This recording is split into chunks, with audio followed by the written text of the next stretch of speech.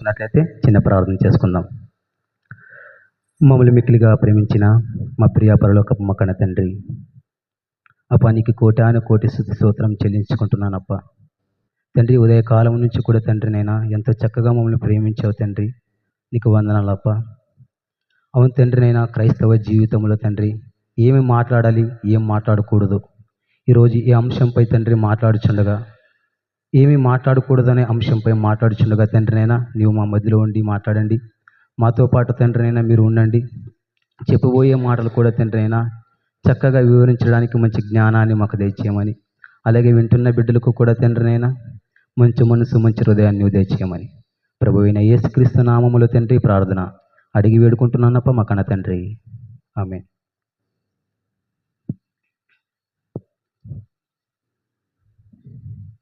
చాలా మంచిది. మరి ఈరోజు మనం వాక్యం ఏమిటంటే, క్రైస్తవ జీవితములో అనకూడని మాట ఏమిటి? అనవలసిన మాట మరలా దేవుడు అవకాశం ఇస్తే ఎప్పుడైనా చెప్తాను. ఈరోజు అనకూడని మాటలు ఏమిటి? మనం చూసుకున్నట్లయితే ప్రియమైన దేవుని పిల్లరా, మనం ప్రతి ఒక్క విషయములు కావచ్చు, ప్రతి ఒక్క సమయములు కావచ్చు, ప్రతి ఒక్క సందర్భం కావచ్చు, నేను ఏమి చేయలేకపోతున్నాను అనుకుంటాం. చాలామంది నా వల్ల ఏమి కాదు, నేను ఏం చేయలేకపోతున్నాను, నేను ఎలా జీవించాలి, నేను ఎలా బ్రతకాలి, నేను భూమి మీద ఎలా బ్రతకాలని చాలామంది మనం అనుకుంటున్నాం కదా. మరి తండ్రి అయిన దేవుడు చక్కనైన మనకి ఒక వాక్యాన్ని నేర్పించాడు. చూసుకుందామండి. ఫిలిప్పీయులకు రాసిన పత్రిక 4వ అధ్యాయము 13వ వచనము. మీరు కూడా తొందరగా చదివి వినిపిస్తే సమయం తక్కువ గనక, ఫిలిప్పీయులకు రాసిన పత్రిక 4వ అధ్యాయము 13వ వచనము. నన్ను బలపరచవాని యందే నేను సమస్తమును చేయగలను. ప్రేమ దేవుని పిల్ల ఆలోచించాలి. తండ్రి అయిన దేవుణ్ణి మనం ఎప్పుడైతే బలపరుస్తామో, తండ్రి అయిన దేవుణ్ణి మనం ఎప్పుడైతే నమ్ముతామో, తండ్రి అయిన దేవుణ్ణి మనం ఎప్పుడైతే ఆరాధిస్తున్నామో, తండ్రి అయిన దేవుని ఎప్పుడైతే మనం విశ్వాసంగా జీవిస్తున్నామో, అప్పుడు కూడా మన తండ్రి అయిన దేవుడు సమస్తాన్ని మనకి కలుగు చేస్తాడంట.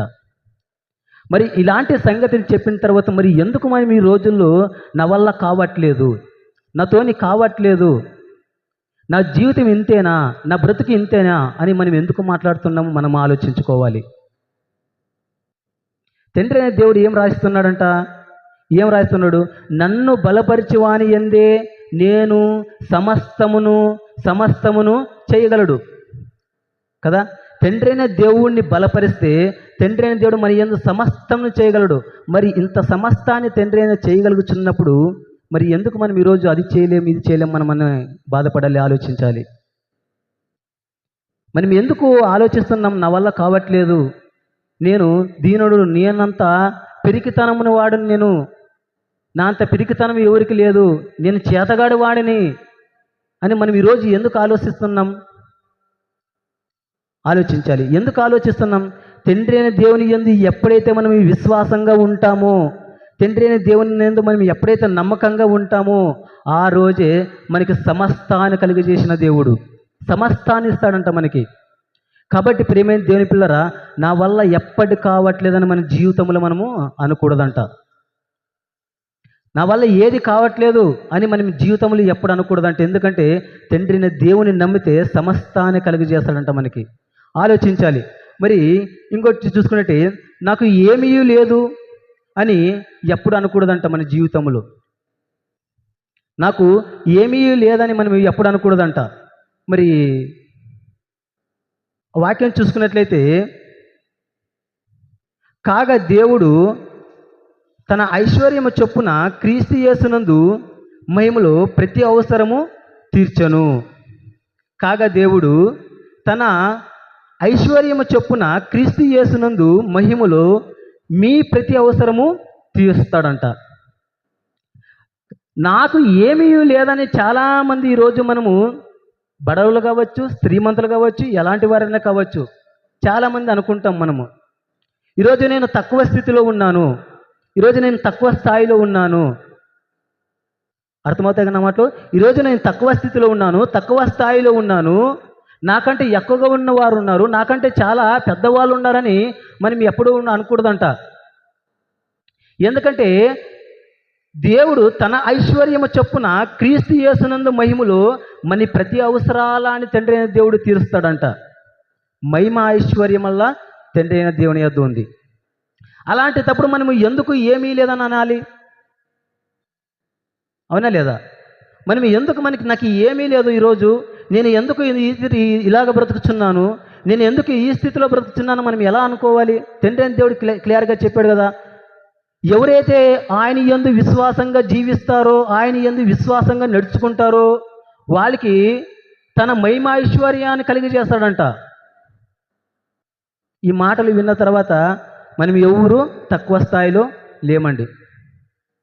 తండ్రి అయిన దేవుడు అందరినీ ఒకరిని తక్కువగా ఒక ఎక్కువగా పెట్టలేదు, అందరిని సమానంగా పెట్టాడు. కానీ మనం ఆలోచించే విధానమే వేరేగా ఉంటుంది. మనం ఆలోచించే విధానమే వేరేగా ఉంటుంది. కాబట్టి నాకు ఏమీ లేదని అనకూడదంటే ఎప్పటికీ. మరి ఆ అంశం చూసుకున్నట్లయితే నేను భయపడుతున్నాను. ఎందుకు భయం చెప్పండి? నేను భయపడుతున్నానని ఎప్పటికీ అనకూడదంట. నేను భయపడుతున్నానని ఎప్పటికీ అనకూడదంట. మరి దేవుడు మనకు శక్తియు ప్రేమయు ఆత్మనే ఇచ్చిన కానీ పిరికి ఆత్మ మనకి ఇవ్వలేదు. తండ్రి అయిన దేవుడు మనకి పిరికి ఆత్మని ఇచ్చాడా? పనికిరాని ఆత్మను మనకి ఇచ్చాడా? ఆలోచించాలి. పనికిరాని ఆత్మ మనకి ఇవ్వలేదు, బలమైన ఆత్మని ఇచ్చాడు. మరి ఎందుకు ఈరోజు మనం భయపడుచున్నాం? వాక్యం చెప్పాలంటే భయం, ప్రార్థన చేయాలంటే భయం, చర్చికి రావాలంటే భయం, పాటలు పాడాలంటే భయం. అంటే మనలో ఆత్మ పిరికి ఆత్మ ఉందా? చేతగన ఆత్మ ఉందా? మనలో ఆత్మ ఉన్నది ఏమిటి? బలమైన ఆత్మ. కాబట్టి మనము జీవితములు ఎప్పుడూ దేనికి భయపడకూడదు. ఎందుకంటే దేవుడు మనకి ఆత్మనే ఇచ్చిన కానీ పిరికి ఆత్మ తండ్రి అయిన దేవుడు మనకి ఇవ్వలేదు. పిరికి ఆత్మ తండ్రి అయిన దేవుడు ఇవ్వలేదు గనక మనము జీవితములు మనము ఎప్పుడు భయపడకూడదు. దేవుడు ఇచ్చిన ఆత్మ చాలా విలువైనది, చాలా బలమైన ఆత్మ.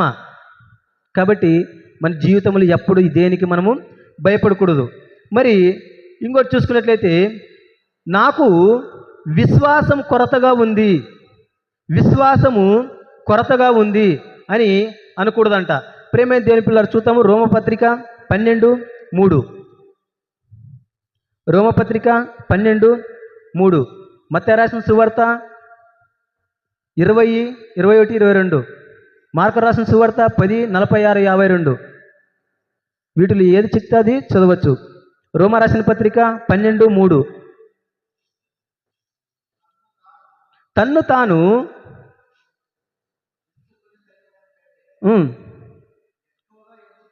ఎక్కువగా ఎంచుకొనక విభజించి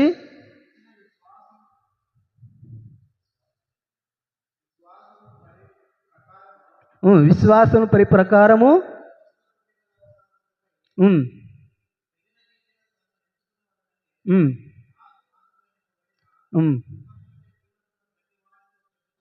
ప్రతి వారికి చెప్తున్నాం. ప్రేమ తెలిపిలకు చూసినట్లయితే తన్ను తాను ఎంచుకొన తగిన దానికంటే ఎక్కువగా ఎంచుకొనక దేవుడు ఒక్కొక్కరికి విభజించి ఇచ్చిన విశ్వాస పరిమాణ ప్రకారము తాను స్వస్థబుద్ధి గలవాడుటకై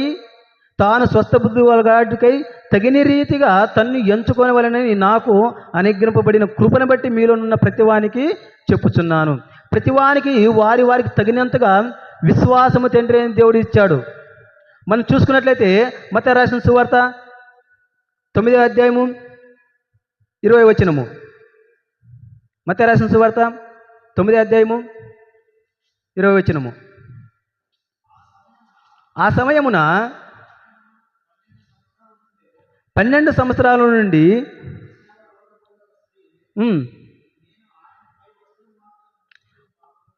నేను ఆయన పైన ఉన్న వస్త్రం మాత్రం ముట్టితే బాగుపడుదునని అనుకొని ఆయమ్మ చూడండి మరి ఎంత విశ్వాసంగా ఆయమ్మ నమ్మింది.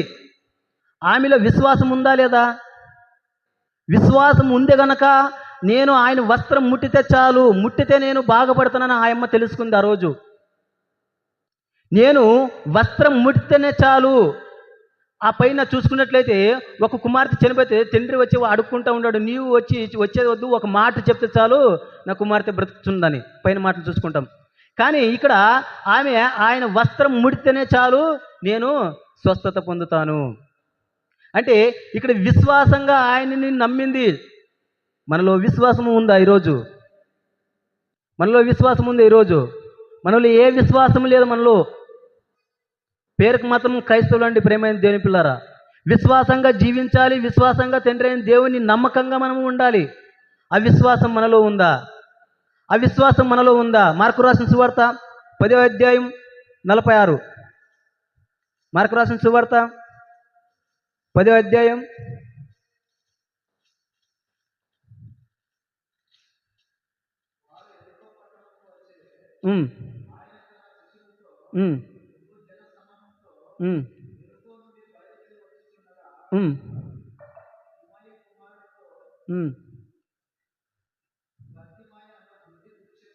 గుడ్డి భిక్షకుడు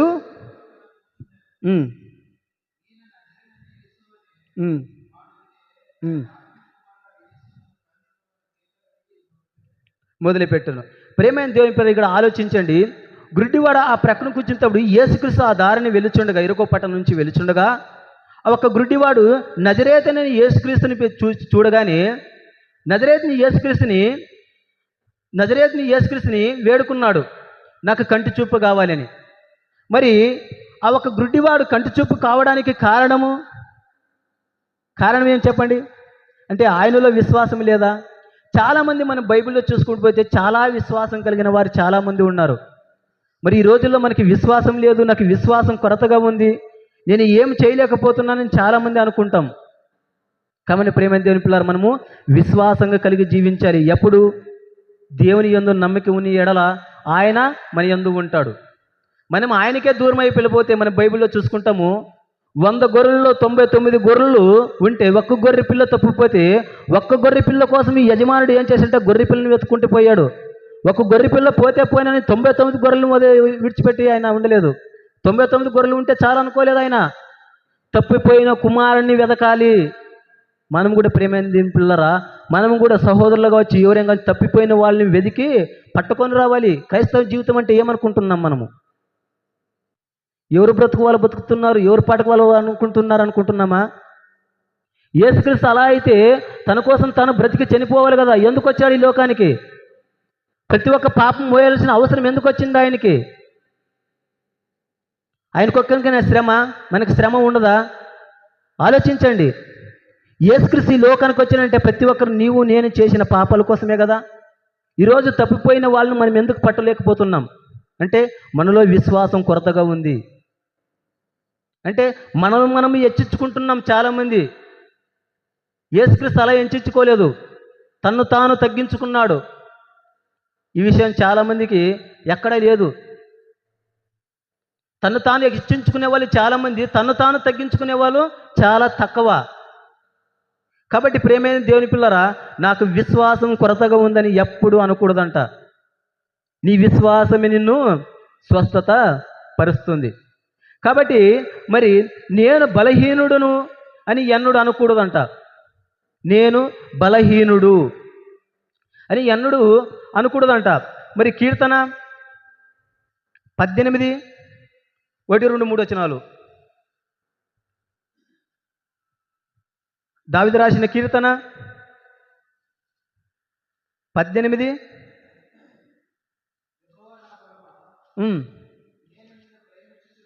నేను నిన్ను ప్రేమించుచున్నాను, నా శైలము, నా కోట,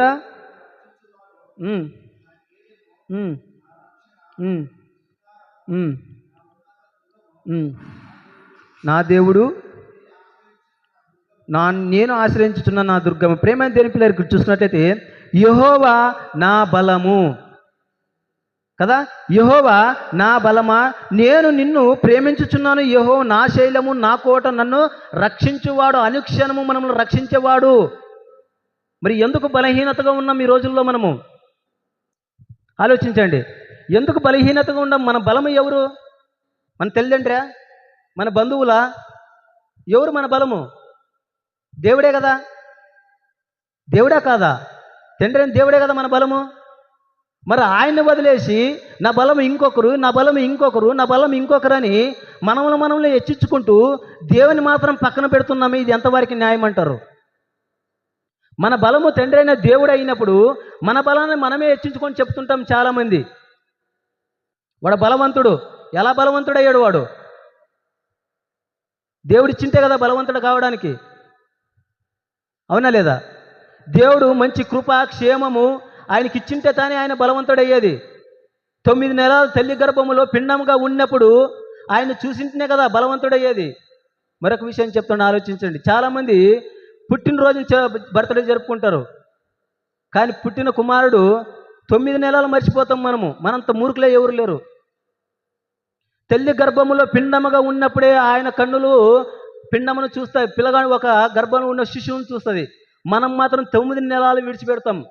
అంటే ఆ 9 నెలలు తల్లి గర్భంలో పిల్లగాడు చెడిపోయిన అర్థమా? 9 నెలలు ఆ గర్భంలో పిల్లగాడు బ్రతికలేడా? బ్రతుకుంటున్న తానే భూమి మీదకి వచ్చేది. కారణం బ్రతకలేకపోతే ఆలోచించండి. 9 నెలలు వదిలేస్తాం మనము. పుట్టినరోజు మొదలుకొని మనము బర్త్డేలు చేస్తాం. మరి ఈ 9 నెలలు తల్లి మోసిన 9 నెలలు ఎక్కడికి పోవాలి? అవి దినాలు కాదంటారా? అవి రూపింపబడలేదంటారా? మన ఆలోచన అంటే నరుడు జ్ఞానము ఎలా ఉందో ఆలోచించాలి. నరుడు జ్ఞానము ఎలా ఉండదో ఆలోచించాలి. కాబట్టి తండ్రైన దేవుడు ఏమంటున్నాడంటే, మీరు బలహీనతలు కాదు, మీరు బలహీనుడు కాదు. మీకు బలం ఎవరంటే నేనే. మీకు కొండ ఎవరంటే నేనే. మీకు ఆశ్రయం ఎవరంటే నేనే. ఇంత ధైర్యం ఇచ్చేవారు ఎవరైనా ఉండరా? ఎవరు లేరండి ప్రేమైన దేవుని పిల్లరా. ఎవరికి ఈ ధైర్యం ఇచ్చేవారు? ఎవరు లేరు. కొన్నాళ్ళు భూమి మీద మనకి ధైర్యం చెప్పేవాళ్ళు ఉంటారు, కొన్ని నాళ్ళు. తర్వాత ఎవరు ఉండరు. ఆలోచించండి, ఎవరు ఉండరు. కాబట్టి మన బలము, మన కొండ, మన కోట, మన దేవుడు. మరి ఆయన వదిలేసి ఈ రోజుల్లో నేను బలం కలిగిన వాడిని, నేను బలవంతుడును, నేను జ్ఞానవంతుడును, నేను బుద్ధివంతుడు అని ఎలా చెప్పుచున్నారు ఈ రోజుల్లో? నీకు జ్ఞానం రావాలన్నా క్రీస్తు కావాలి. నీకు బలం కావాలన్నా ఆయన కృప కావాలి. నీవు నడవాలన్నా ఆయన కృప కావాలి. నీవు మాట్లాడాలన్నా ఆయన కృప కావాలి. నీవు ఈరోజు ఈ మందిరం నుంచి బయటికి వెళ్ళాలన్నా ఆయన కృప కావాలి. ఆయన కృప లేనిదే ఏది లేదండి ప్రేమైన దేవుని పిల్లారా. కాబట్టి నేను బలహీనుడను అని మన జీవితంలో అనకూడదు. మరి ఇంకోటి చూసైతే సాతాను శక్తిమంతుడని ఎప్పుడు అనకూడదంట. సాతాను దేనిలో శక్తిమంతుడు? సాతాను శక్తిమంతుడని మన జీవితంలో అనకూడదంట. ఎందుకంటే 1 యోహాను 4:41, 4:4 అధ్యాయం, 4:4 అధ్యాయం. 1 యోహాను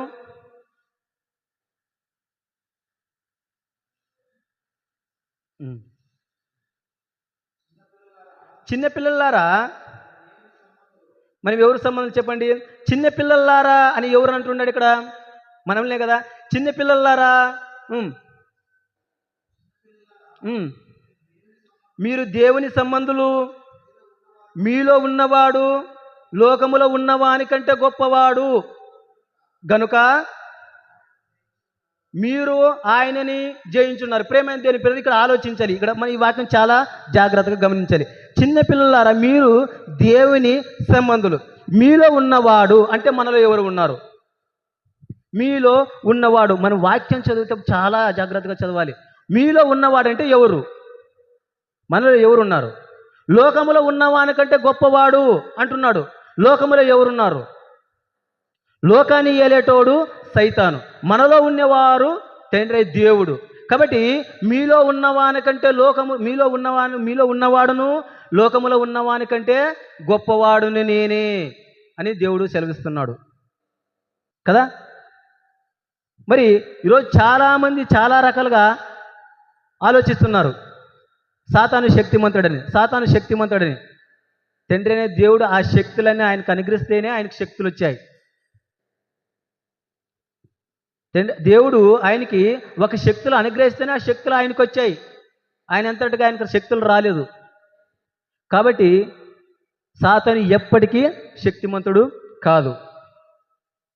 మనలో ఉన్నవారు దేవుడు, లోకములో ఏలేటోడు సైతాను, లోకం కంటే ఏలేవాని కంటే గొప్పవారు దేవుడు. ఆలోచించండి. ఈ లోకం సర్వాధికారి ఏలేటోడు సాతాను. ఎందుకంటే మన హృదయాలను చెడపడానికి మనకు అవకాశం ఉంది. ఆయన పేరేం చెప్పగలుగుతారా? లూసిఫర్. తెలుసు కదా అందరికీ. కాబట్టి ప్రేమ దేవుని పిల్లరా, ఎప్పటికీ సాతాను గొప్పవాడు కాదు. దేవుడే మనకి చాలా గొప్పవాడు. మరి ఇంకొక విషయం, చాలా విలువైన విషయం. నేను రోగిని, నేను రోగముతో బాధపడుచున్నాను, నేను వ్యాధులతో బాధపడుచున్నాను, నేను జ్వరముతో బాధపడుచున్నానని చాలా బలహీనతగా మాట్లాడుచున్నాం మనము. ఎందుకని మాట్లాడుచున్నాం? చూద్దాం ఆ వాక్యం కూడా. 1 పేతురు లేకుంటే ఫస్ట్ యేషయా దగ్గర పోదాం. యేషయా రాసిన గ్రంథం 53:5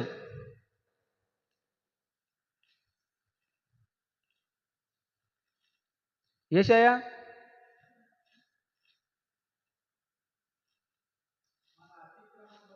మన అతిక్రమములను బట్టి,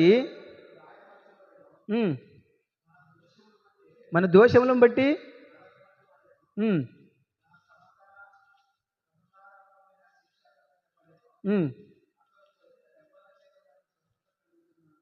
అతను పొందిన దెబ్బల చేత మనకేం కలుగుతుందంట?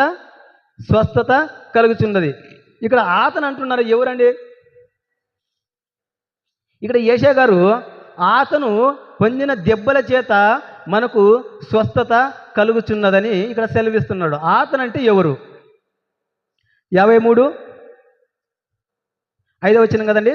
చూద్దాం. మన అతిక్రమములను బట్టి అతడు గాయపరచబడెను. అంటే మనము చేసిన పనులను బట్టి యేసుక్రీస్తు గాయపడతాడు. మన దోషములను బట్టి నలగగొట్టబడెను. మన సమాధానార్థమైన శిక్షణ అతని మీద పడెను. అతడు పొందిన దెబ్బల చేత మనకు స్వస్థత కలుగుచున్నది. మరి ఎందుకు ఈరోజు నేను నాకు రోగి, నన్ను బాధపడుచున్నాను, నాకు జ్వరం వచ్చింది, నేను చేతగాడవాడను, నేను పెరిగివాడను అని ఎందుకు అనుకుంటున్నాం? ఈరోజు నలగగొట్టబడ్డాడు. ఎవరి కోసం నలగగొట్టబడ్డాడు? ఆ రోజు యేషయా గారు సెలవిచ్చాడు. మరి పేతురు గారు ఏమంటున్నాడు చూద్దామా? పేతురు గారి దగ్గరకు పోదామండి. 1 పేతురు 2:24 1 పేతురు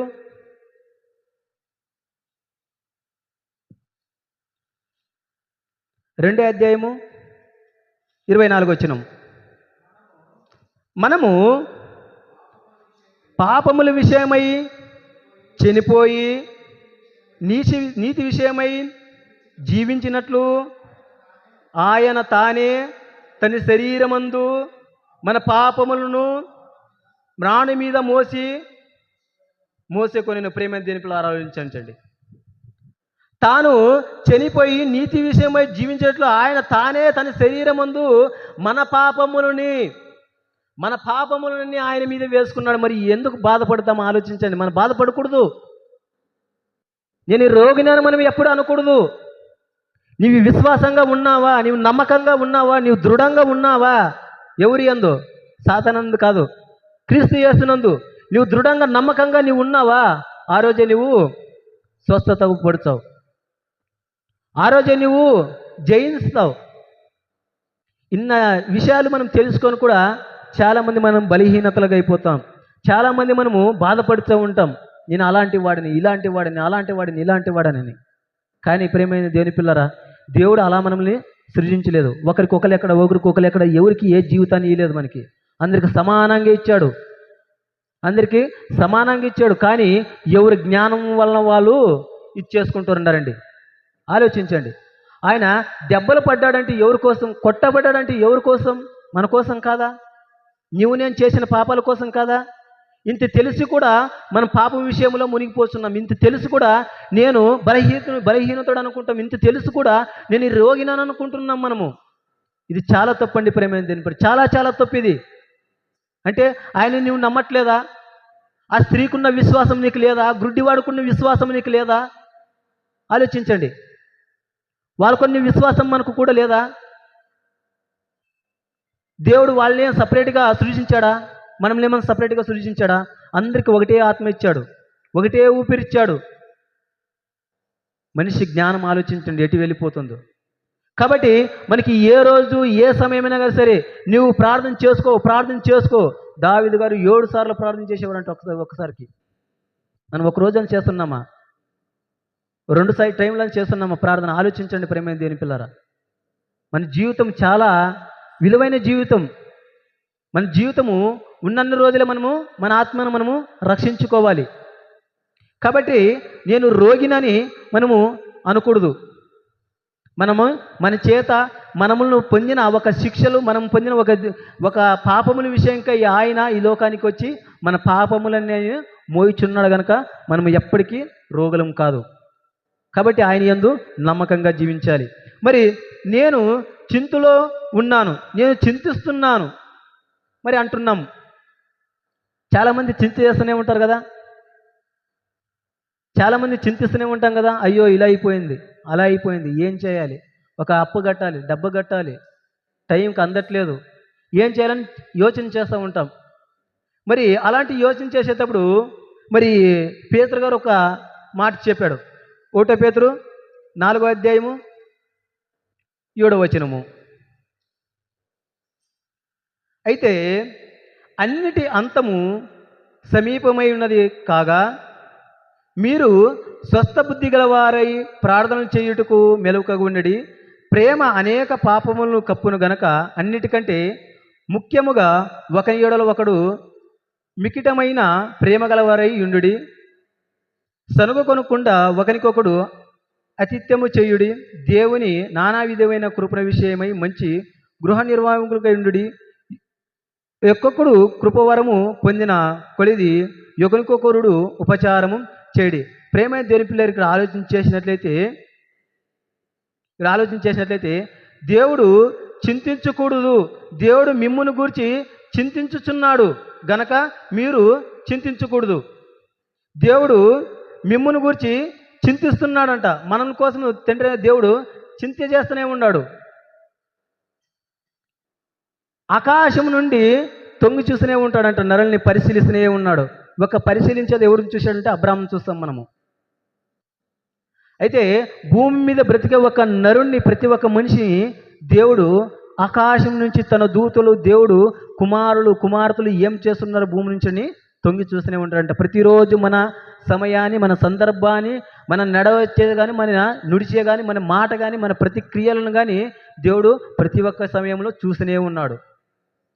కాబట్టి నేను చింతల్లో ఉన్నాను అని అనకూడదు. ఎందుకంటే మిమ్మల్ని గురించి మీరు చింతపడుచున్నారు అంతే. కానీ మీ చింతలని యావత్తు ఆయన మీద వేయాలి. మీరు ఎందుకు చేస్తున్నారు చింత? మనం ఎందుకు బాధపడాలి? ఆయన వేస్తే ఆయనే చూసుకుంటాడంతా.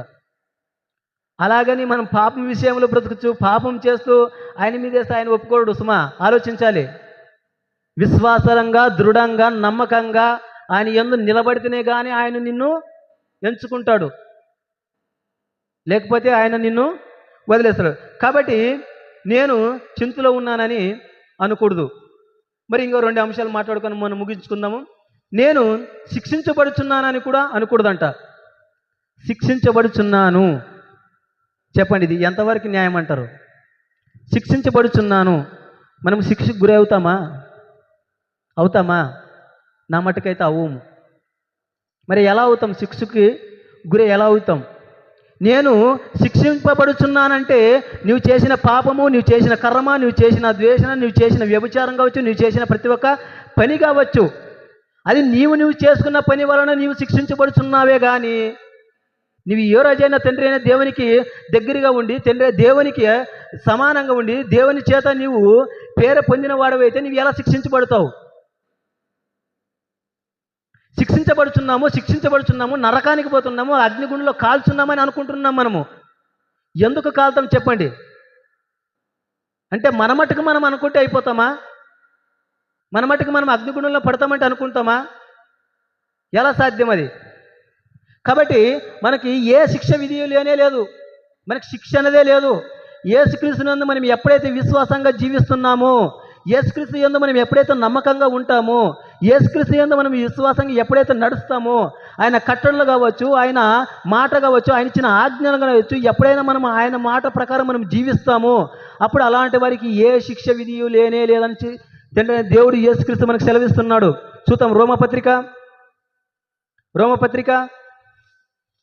8వ అధ్యాయము, రోమపత్రిక 8వ అధ్యాయము 1వ వచనము. కాబట్టి ఇప్పుడు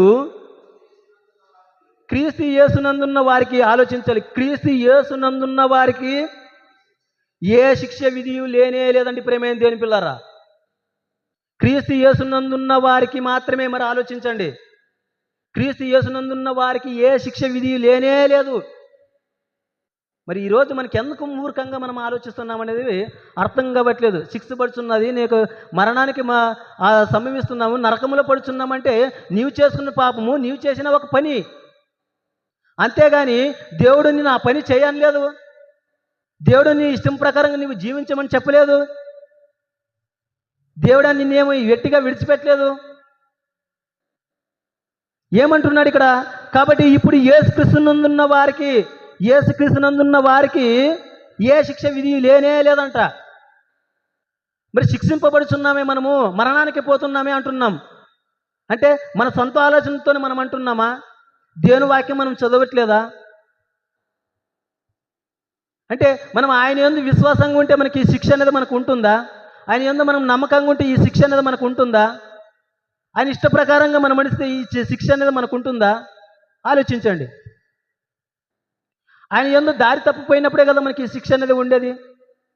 ఆయన చెప్పిన మాటలు మనము వ్యతిరేకిస్తేనే కానీ ఈ శిక్ష మనకు ఉండేది. అవునా లేదా? మరి ఎందుకు మనకి ఈ శిక్ష వస్తుంది చెప్పండి? అంటే మనము చేసిన ఒక పాపం వలన మనం ఎప్పటికీ ఆ పనులు చేయకూడదు. పరిశుద్ధంగా జీవించాలి, పరిశుద్ధతగా మనం నడుచుకోవాలి. ఆయన యందు కృప విశ్వాసం కలిగి నమ్మకంగా కలిగి మనము ప్రేమతో జీవించాలి, ఒకరొకరుగా ప్రేమతో చూడాలి. చాలామంది మన ఊరిలో అలాంటి వారు ఎవరు లేరండి. మీరు ఏమైనానండి నన్ను, ఎవరు లేరు. ఒకరికొకరు ద్వేషించడం చాలామంది, ఒకరికొకరు ఎదురుపరచడం చాలామంది, ఒకరు ఎదిగిపోతుంటే వాళ్ళని ఎలాగైనా చెడపాలని చాలామంది. క్రైస్తవ జీవితంలో అలాంటివి ఎప్పుడూ ఉండకూడదు. దేవుడు ఏ మనిషిని ఏ స్థితిలో ఉంచాడో అదే స్థితిలో బ్రతకాలి, చావాలి. అది దేవుడు పెట్టిన నిర్ణయం. అది నీవు శ్రీమంతుడుగా బ్రతుకుతున్నావా? ఆయన ఇచ్చిన కృప. నీవు బడవడగా బ్రతుకుతున్నావా? ఆయన ఇచ్చిన కృప. దానిలో ఉండి నీవు సంతృప్తి కలగాలి. అంతేగాని ఒకడు ఎదుగుతున్నాడంటే వాడిని పడద్రోయాలనుకుంటున్నాం మన బుద్ధిహీనులు. అవునా లేదా? ఒక దారి తప్పిపోయాడంటే వాడిని వదిలేస్తున్నాం. మనంత బుద్ధిహీనులు ఎవరు లేరు. దారి తప్పిపోయిన వాడిని వెతికి పట్టుకోవాలి. దేవుని వాక్యం అలాగే సెలవిస్తుంది. నా సొంత మాటలని చెప్పట్లేదు. దారి తప్పిపోయిన వారిని యజమానుడు ఒక గొర్రె పిల్ల కోసం ఎంత అయితే కష్టపడ్డాడో, అలాగే తప్పిపోయిన వాళ్ళు ఇక్కడ 99 ఉండారులే, సరేలే పోని మనం విడిచిపెడితే రేపు పొద్దున ఇంకోటి తప్పిపోతూనే ఉంటుంది. అప్పుడు ఏం చెప్తాం చెప్పండి? అప్పుడు ఏం చేస్తాం? ఉన్న గొర్రెలు కూడా చెదిరిపోతాడు. కాపరి ఏం చేస్తాడు? గోడలకు మాత్రం వాక్యం చెప్పేది ఉంటుంది. అవునా లేదా? కాబట్టి ప్రేమైన దేవుని పిల్లలు ఆలోచించండి. చెదిరిపోయిన గొర్రెల్లో ఏదైనా తప్పిపోతే దాన్ని పట్టుకొని రావాలి. క్రైస్తవ జీవితంలో ఉండవలసిన ప్రాముఖ్యం అది. మనం ఆలోచించండి. చెదిరిపోయిన వాళ్ళని మనము పట్టుకోవాలి. కాబట్టి మనకి యేసుక్రీస్తులో ఉన్న వారికి ఏ శిక్ష ఎప్పటికీ లేనే లేదు. మనం ఆయన యందు ఉంటే, నమ్మకంగా ఉంటే, ఆయన యందు విశ్వాసంగా ఉంటే మనకి ఎలాంటి శిక్ష లేదంట. మరి శిక్ష వస్తుంది కదా, అగ్నిగుండం ఉంది కదా, నరకం ఉంది కదా, ఉంది. ఎలాంటి పనులు కదా ఉంది? మనం చేసుకున్న పనుల వలనది. దేవుడేమో నీవు పాపములో బ్రతుకు, నిన్ను రక్షిస్తాను, నీ పాపంతో మరణించు, నేను నిన్ను రక్షిస్తాను, నీవు అన్ని పాపాలను చేయి, నేను రక్షిస్తానంటే దేవుడు కూడా ఎన్నిసార్లు చూస్తాడు చెప్పండి? మన పిల్లలు తప్పు చేస్తే 1 సారి 2 సార్లు 3 సార్లు కొట్టి తిట్టి బుద్ధి చెప్తాం. మాట వినకపోతే ఏం చేస్తాం కదా? పిల్లలని తన బాలుడుగా ఉన్నప్పుడు నడవలసిన త్రోవలు వాళ్ళని నడిపియాలి. వాళ్ళు పెద్ద అయిన తర్వాత నా మాట వినంటే ఎవరు మాట వినరు. ఆలోచించండి. కాబట్టి ప్రేమైన దేవుని పిల్లరా, మనము యేసుక్రీస్తునందు ఉన్న వారికి ఏ శిక్ష విధేయనే లేదు. కాబట్టి మనము ఆయన యందు ఎలా ఉండాలంటే నమ్మకంగా, విశ్వాసంగా, ప్రేమతోని ఆయన చెప్పిన కట్టడలు, ఆయన చెప్పిన ఆజ్ఞలను మనము వినుటూ ఆయన ప్రకారంగా ఆయనతో పాటు మనం నడవాలి. అప్పుడు మనకి ఏ శిక్ష విధియు లేనే లేదు. మరి ఒక లాస్ట్ మాట చెప్పి నేను ముగిస్తాను. నాకు జ్ఞానము లేదని అనకూడదంట. నాకు జ్ఞానము లేదని అనకూడదంట. చాలామంది ఇప్పుడు వాక్యం చెప్పేటప్పుడు కానీ, ప్రార్థన చేసేటప్పుడు కానీ, మరి బైబిల్ చదివేటప్పుడు కానీ, ఎలాంటి విషయాలు కానీ, ఒక పంచాయతీ జరిగేటప్పుడు కానీ, ఎలాంటి విషయంలో సరే కొద్దిగా ఆయన జ్ఞానవంతుడు, ఆయన బుద్ధివంతుడు, పలానా పిల్లగాడు చాలా మంచివాడు, చాలా బాగా చెప్తారని మనం చెప్తున్నాం. అంటే నీవు బుద్ధివంతుడు కాదా? ఆలోచించండి. నేను ఎందుకు చెప్తున్నాను ఈ మాటలు ఆలోచించండి. ఒకరి గురించి చెప్తాం మనము, చాలా బుద్ధివంతుడప్ప, చాలా మంచి మాటలు చెప్తాడు అంటున్నాం. ఆ జ్ఞానం నీలో లేదా అంటున్నాను ఈరోజు నేను. ఆ బుద్ధి నీలో లేదా? ఆ బుద్ధి మనలో లేదా? ఆ జ్ఞానం మనలో లేదా? ఆలోచిద్దామండి ప్రేమైన దేవుని పిల్లరా. 1 కొరింథీ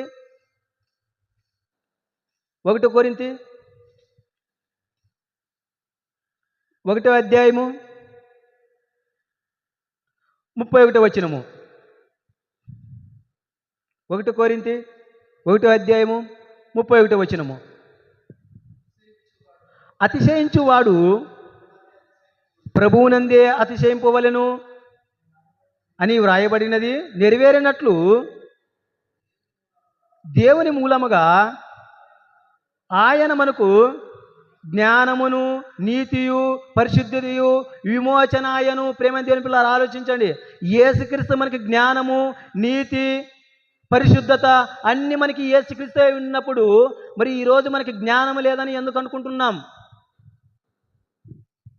మనకి బుద్ధి లేదని మనం ఎందుకు అనుకుంటున్నాం? చక్కనైన జ్ఞానం ఇచ్చాడు, చక్కనైన బుద్ధి ఇచ్చాడు, చక్కనైన మైండ్ ఇచ్చాడు, అన్నీ ఇచ్చాడు కదా.